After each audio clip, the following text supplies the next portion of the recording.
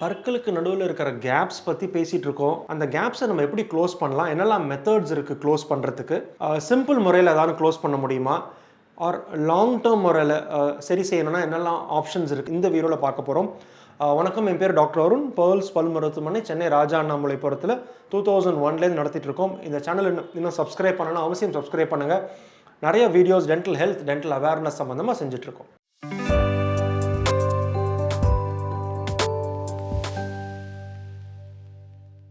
நிறைய பேர் ஆனால் ஸ்பேஸ் க்ளோஷர் பார்த்தீங்கன்னா, சில பேருக்கு இந்த பற்கள் அலைன்மெண்ட் மட்டும் கிடையாது, பற்கள் கோணலாக இருக்கும், ஒரு உடஞ்சிருக்கும், கலர் மாறி இருக்கும், ஆனால் ஸ்பேஸும் இருக்கும். ஆர் சில பேருக்கு டைம் இருக்காது, ஒரு 1 இயர் 1.5 இயர்ஸ் டைம் இருக்காது. அவங்களுக்கு அடுத்த மாதம் ஒரு கல்யாணம் ஃபிக்ஸ் பண்ணியிருப்பாங்க.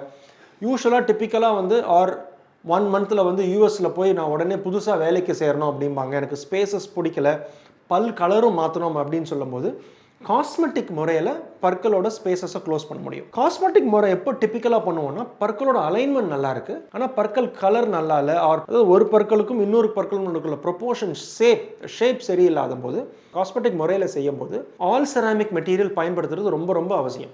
ஏன் ஆல் செராமிக்? மெட்டல் யூஸ் பண்ணும்போது பற்கள் அதிகமாக குறைக்க நேரிடும். பற்கள் அதிகமாக குறைச்சா பற்கள் வீக்காகிறதுக்கான வாய்ப்பு இருக்குது. ஆர் மெட்டல் உள்ளுக்குள்ளே இருக்கிற பிளாக் கலர் மாதிரி பற்கள் நல்லா பார்க்குறதுக்கு ரொம்ப நேச்சுரலாக இல்லாமல் ஒரு ஆர்டிஃபிஷியல் லுக் வரதுக்கான வாய்ப்பு இருக்குது. ஸோ முக்கியமாக காஸ்மெட்டிக்கில் பண்ணும்போது ஆல் செராமிக் முறையில், இப்போ கிளினிக்கில் பார்த்தீங்கன்னா செரக் யூஸ் பண்ணி பண்ணுறோம்.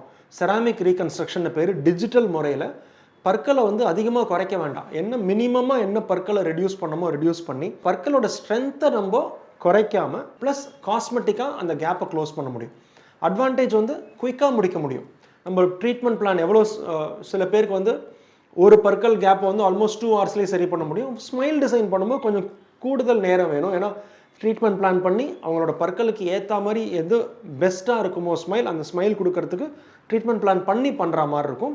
பட் காஸ்மெட்டிக் முறையில் பற்களை இருக்கிற இடைவெளியை க்ளோஸ் பண்ண முடியும். இதான் 2 ப்ராட் பேஸ் மெத்தட். அஃப்கோர்ஸ் நான் மற்ற காரணமும் சொல்லியிருந்தேன் இல்லையா. இப்போ என்ன காரணம் சொல்லியிருந்தேன், டிசீஸ் ப்ராசஸ் மூலமாக பற்கள் சொத்தையாகும் போது அந்த சொத்தையை அடைக்க முடியும். சொத்தையை அடைக்கிறது யூஸ்வலாக அந்த சொத்தையோட அளவு பொறுத்து எதர் ஃபில்லிங் மட்டும் பண்ணால் போகிறோம். பற்கள் கலர் நேச்சுரல் கலர் டூத் கலராக கொண்டு வர முடியும், ஃபில்லிங்லேயே கொண்டு வரலாம். ரொம்ப பற்கள் ரொம்ப டேமேஜ் ஆகிடுச்சுன்னா பற்களுக்கு வேர் வைத்தியம் பண்ணி பற்களுக்கு கேப் போடுற மாதிரி தான் இருக்கும்.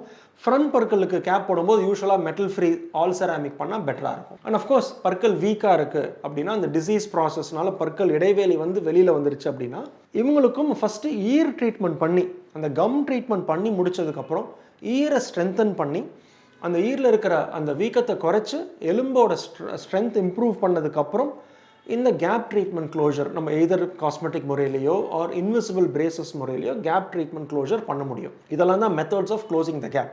2 ப்ராட் பேஸ் மெத்தட். என்ன காரணத்தினால இருக்கோ அது பொறுத்து. இன்னொரு காரணம் நான் சொல்லியிருந்தேன் போன வீடியோவில், என்னென்னா மிஸ்ஸிங் டீத், அதாவது பற்களே வரலை.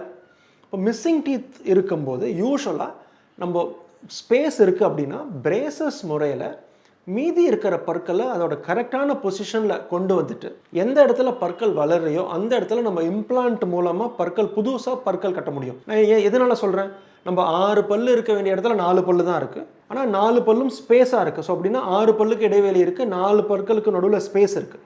ஸோ இந்த பற்களை கரெக்டான பொசிஷனில் கொண்டு வந்துட்டால் ஸ்பேஸ் இருக்காது.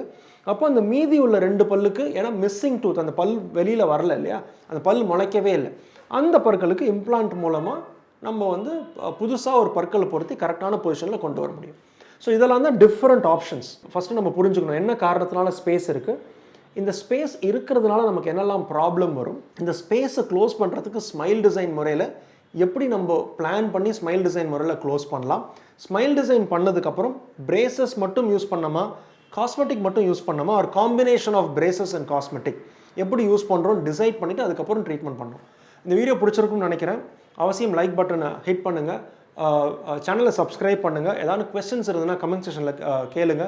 அடுத்த வீடியோவில் சந்திக்கிற வரைக்கும் டாக்டர் அருண், பேர்ல்ஸ் பல் மருத்துவமனையிலேருந்து பேசுகிறேன். நன்றி, வணக்கம் அண்ட் தேங்க்யூங்க.